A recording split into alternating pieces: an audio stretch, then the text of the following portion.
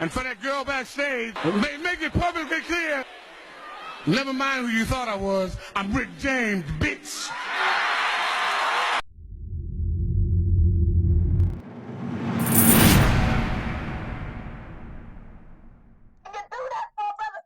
Check the mic and make sure it sound right, boys.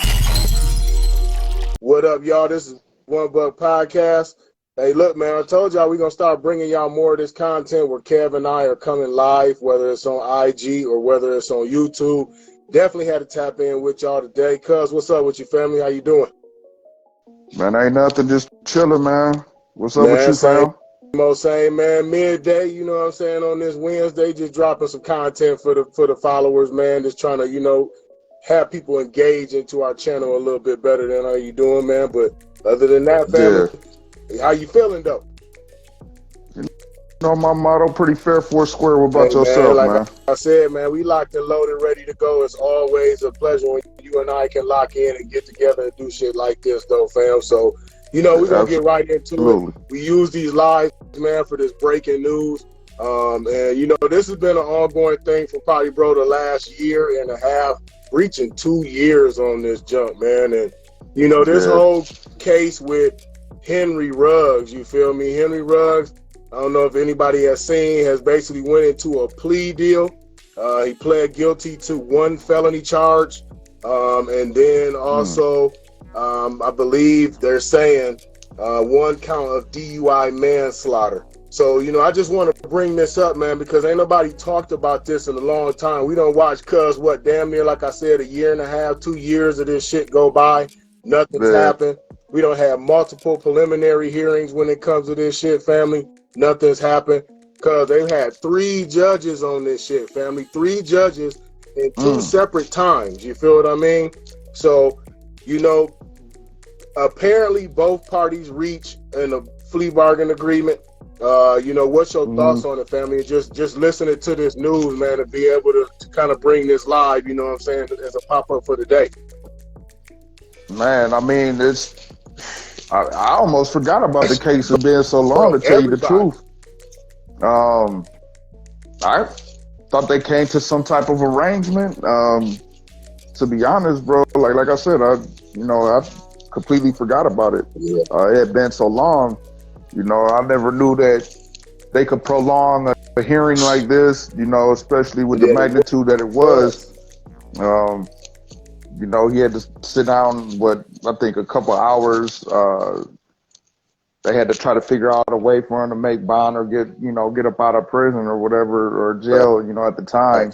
And then, get him home or whatever and then work on the case. But I thought they would have had it all together, long before that or by now, way before now at least. Yeah. But, I mean, I know a lot of people was probably going to be upset, thinking that it wasn't, justice, like him pleading to the deal, to the count that he's, getting it. I don't think that's enough justice that they gonna feel, but it's such a touchy situation because, man, I don't wish bad on nobody. Yeah. You know me, I do understand there are repercussions for everybody's actions and everybody has to be held accountable. Right. But with that being said, I guess it's really in the court's hands, but a lot of people ain't gonna sit well with that. You're gonna have a lot of speculation behind it because of the magnitude of it, as you said before. I really think it's important to include, he was facing 4 counts of, of this DUI charges, and then the manslaughter that was facing 3 to 10 years. And then all of a sudden, thing is wiped away, and now that's 1 count, and then 1 count of DUI, 1 count of vehicular homicide. So, when you looking at this, bro, you know what I'm saying, to see the magnitude of what it was, like, okay, how was they able to charge this man for 5 counts, basically, of different things, plus allege some other stuff with having a pistol and a whip and everything else. So the plea bargain, it's only one count, bro, 2 counts, basically. You only getting a slap on the wrist, and here's the kicker, bro. Like, the nigga ain't even getting no jail time behind this. So in the plea bargain, they have arranged in an agreement that this dude ain't getting no jail time or will serve no jail time behind this whole hookup, bro. That's the crazy thing about it. I think the reason why they're trying to push it is because of his it's a stature for sure. Because of it's being it's definitely the stature. You know, I gotta bring it up. I mean, like, definitely, like, I think it has to do something with too, like, it probably being his first major offense. That's usually, in my opinion, I think attorneys will try to get somebody off for, but still. This time, though, this is how you got to look at it. You know what I'm saying? Because you got to look at it. Everybody's been speculating, everybody's been waiting because we've been getting nothing but updates regarding this shit. You feel me? So, you know, with that being said, because we only been receiving updates to finally get some news on it, and then the news that we get, and not to mention, bro, today is Wednesday. How ironic is this? Today is Wednesday. They had a preliminary hearing scheduled for Thursday of this week. So that was supposed to happen before all of this happened, but I guess the two sides met. Y'all know how we do, man. Like I said, we make sure that we include the video, man. We're going to have the video rolling of this, of him in court. And y'all kind of hear like the judge talking and playing on the side too as well. But I just, you know what I'm saying, just looking at it, bro, you know, it's something that, you know, I was talking with my wife about, and we was just like, dang, you know, we've been waiting on this for how long? Been waiting on it for a year and a half, almost 2 years. And it's almost like it was did that way for it to be died down or dumbed down so nobody would remember it. Because like you said, there was a lot of people that didn't remember. Yeah. I'm pretty sure they had questions about that. Then I think, like, shortly after that, they had the Marshawn situation. I still ain't heard nothing what went on with Marshawn behind his situation. I don't think we ever will either. Money talk, but man. yeah, I think that's what it was, man. And it makes me wonder if the attorneys try to get them to settle it some type of way where it was money involved in it. But I don't know. I feel like, you know, like I said previously, man, earlier, in this situation of the question or the topic, I don't think a lot of people that, you know, had heard about it felt some type of way, especially with him being, you know, who he is, what he is, or what he was, killing a person who was innocent, you know, being intoxicated. They really frown upon people being really intoxicated, you know, behind that. So I get it, you know, but at the same time, like, I don't think it's going to do anybody. I don't think the world is going to feel like there was any justice out of that, but it is what it is. They won't, bro. You know damn right the world ain't going to feel that way, you know, and I think they felt that way from jump. I think everybody knew it. You know, the only thing, the sad part about it was the situation with Tina and her family, you know what I'm saying, having to deal with the whole hookup. She got a mural on the wall from it. But, you know, to receive no jail time, I think it's going to be a lot bigger, man. Now, the only thing is with this is that they do have to sign off on it, so the judge has to sign off on it for it to be officially official. But as of, you know what I'm saying, per yesterday, it hasn't been ruled in. But, you know, I don't see why they wouldn't if both parties have came to an agreement. Like I said, where it is that, you know, that money situation where, you know, it looks like, you know, they were able to come to work something out, like you said. It's just crazy, though, man. We waited a year and a half for this, man, and it seemed like it was just pushed off to the side, bro. And this, you know, when you're in a situation like this where this man was facing 3 to 10 years, you know what I mean, had 4 or 5 counts plus the gun charge, like everything gets tossed out for the one felony. And like I said, then it's going to be the other count will be the vehicular homicide, which will be a misdemeanor. So he's only getting 1 felony and a misdemeanor out of this, no jail time. Just had to bring it up, man. It's been on my mind, like I said. That's what I wanted to chop it with you yesterday, bro, and we didn't run it up. But shit, it is what it is, cuz. But enough of that. I could only imagine, you know what I'm saying, like real quick, was how like anybody close to me like that I would have, you know, taken a loss. So like I said, it's a bitter situation when it comes to, I ain't even gonna call it bittersweet. It's a bitter situation when it comes to it. Facts.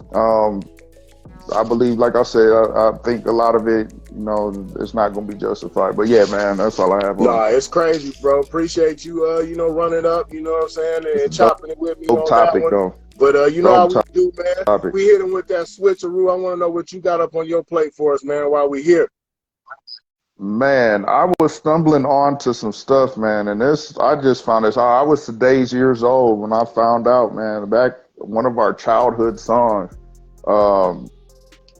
Krosses Make You Jump was an actual diss song to House of Pain's Everclear or Ever Quest, my bad. Yeah, so like they dissed House of Pain due to House of Pain back in the day having a song called I'm sorry, Everlast. I said Everclear, whatever, you know what I'm saying? My bad. Let me get that right. Everlast of House of Pain. Yeah, Everlast of House of Pain. You know, back when they had Jump Around, I guess, you know, the record label pitched it because they were trying to get Cypress Hill at the time to sign or a record deal at the same label that House of Pain was on. I think it was Tommy Boy back in the day. And then either Jive or somebody, some nature, whoever Kross's distribution or the record label was. I know they So Def, but I think there was somebody else that was involved. For sure. I used to be in the crib going hard back in the day.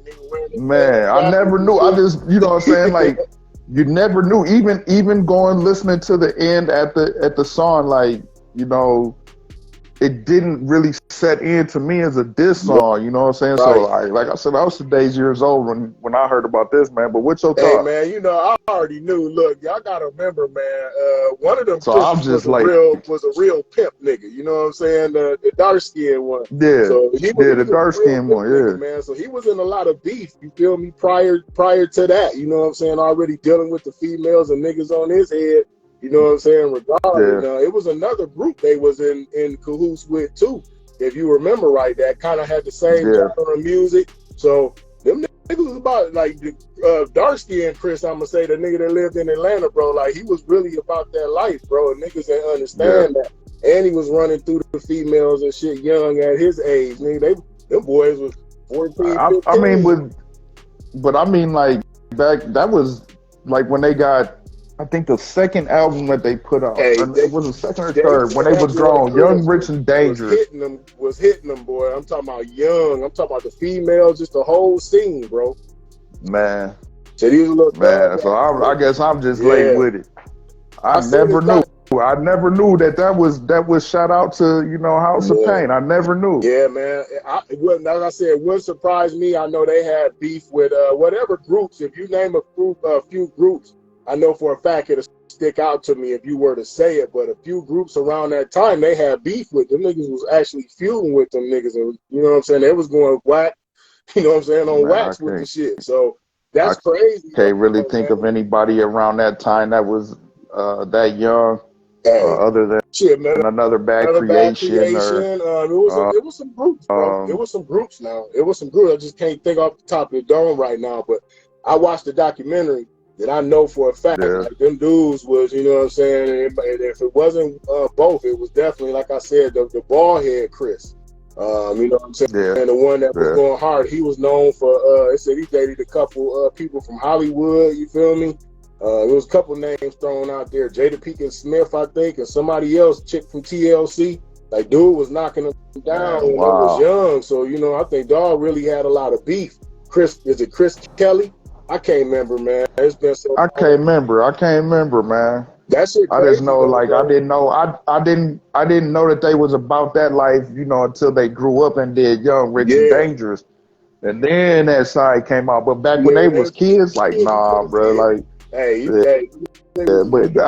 but my thing, though, bro, is like, do you feel like that would almost be like you being, say you the record company, that'd almost be like I made a song, no intentions to anybody, but you know what I'm saying, you send your kids to do a diss song about me.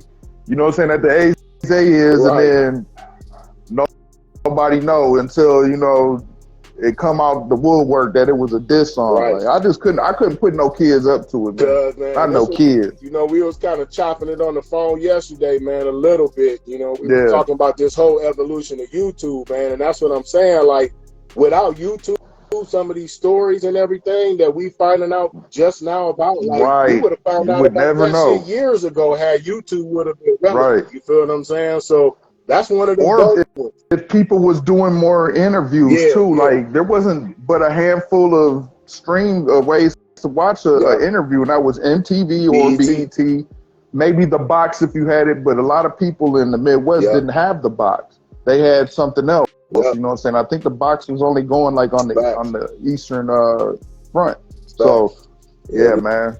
It said different day and age we live in, man. YouTube is definitely, you know, a marketable thing now. Because like I said, man, you can bring something from the old, even say something that happened back in the 90s, you know what I'm saying, that nobody knew nothing you know what I'm saying, about, because nobody was there to report on it. So now you get the people that was from back in the 90s, that's the ones on YouTube bringing this stuff to the forefront. So man, you gotta get a, you know, shout out to YouTube, man, for, you know, being able to create a platform like that, man. So now you live in a day and age where you tell it, you hear it ASAP. But because this was a dope one too, man. You know, I just got a couple questions for you, you know, since you bringing it up, you know, and really talking about it. Because they did a documentary on Kross, you know what I mean? And we'll maybe include some pictures in this on a live thing. But do you feel like, you know, because they fell out there for a while, do you feel like they could have still made music and they had a little bit more, you know, gas in the tank before everything started happening and transpiring with them? Well, if I wasn't mistaken, like the first thing that hit was the one with I think he had sickle cell or lupus or something like that. Yeah. Where he ended up passing, and then the one after that, I'm not sure how he passed, but I know he died. But I think if things would have been a little bit different, and it was very unfortunate, but I think if they didn't have, you know, any of that, I think most definitely like they would have been around, because that young Rich and Dangerous album was actually kind of cold, bro. Oh, you know me, man. I remember performing that shit back in elementary school, man. When I was at for the talent show. For the talent show, man. Me and Cam out, that boy lit, boy. The whole crowd was clothes going backwards and shit, bro. Things went hard, man. But they was a heavy influence on the culture. A lot of people today ain't gonna know who they was. So this, I mean, I wasn't trying to keep it for our generation or the older ones who knew, but you know, just shedding that light of hip hop of like, man, I never knew about this until today. Boys, really, really locked in and really about that life. I can't say both of them, like I said. I know for sure one of them, it was the darker one, like you said, who ended up having. Yeah, he was a mud. He was about that life, bro. They said it was some beef with Trench. It was a whole other, you know what I'm saying, some stuff that nobody never knew about. And that nigga's a real Atlanta-based cat, too. What? Who was it? It might have been the group, the Youngsters. Okay, that they had a falling out with. Yeah, there was a couple groups that was beefing with them, man, because you got to understand, you know how New York or out of Jersey. You know how back when it was in the 90s, man, like Kross came out, then another group came out, and then everybody said it was cool to put kids out, so then they started doing the same thing. So it wasn't too much like Jermaine. beef, but, you know, it was just... Jermaine Dupri was putting them on. He had the blueprint on how to get the money to the, you know, just off of the kids, off of artists. Just off of the kids, man. You ain't lying, bro. This is a dope one, man. Bringing up some, you know, the old school flavor, and it's a part of our culture for real, man. You know, Kross is definitely locked in. You know, to me, and one of my personal favorites is something that, you know, my son listens to still. You know what I'm saying? Right now, man, it's crazy. Like he vibing when I was his age. So it is crazy, right, bro. That shit is real crazy, bro. But, you know, we had to bring it up, man. Hit on this thing and go live and see what it do, man. Like I said, y'all get used to this, because we definitely going to keep bringing it, because what you got to say to the people, you know what I mean? That's man, y'all definitely, we, like I said, once again, keep showing the love and support. We appreciate y'all. If we can get y'all to go ahead and start gravitating over to the One Buck podcast, that's _Buck_podcast, spelled just like that. Then we can go ahead and get y'all to do something, you know what I'm saying? Where we can bring y'all in. Got calls coming in, man. I'll end that real quick. But yeah, if we can get y'all to go ahead and convert, not just following us on YouTube, but following us on IG so that we can go ahead and when we go live, hopefully we're able to bring y'all in. Y'all can go ahead and chop it with us about, different things or ask us questions, what we have opinions on, and we'll be down to go ahead and share that. Man. For me, the biggest thing is I want us to, we are at reaching our 1,000 subscriber mark. I can't reiterate it enough, man, that, those that, if the channel is gravitating towards you by any means, hit that subscribe button. If you like the material that we putting down, bang that subscribe button. If you like looking at us on the video, bang that damn subscribe button. It is what it is. But hey, look, we're gonna keep putting content down, man. But we just need all of the viewers, to really gravitate, man. Tell a friend to tell a friend, like you always say. Share the video. Absolutely. Get us out there, man, so we can hit that 1,000K mark, man. Like I said, because it's a milestone for us, and we definitely gonna lock in and do something special for y'all at the end of that. But man, it's always a pleasure locking in. Always, we're gonna run it back to back like the Bulls on this one, man. So stay tuned. Like I said, y'all get this episode and then another one after it, man. But y'all know what it is. This is $1. Well, we keep it a buck, and we hope y'all keep it a buck too. Put your hands up. Put your hands up. Put your hands up. Put your hands up. Put your hands up.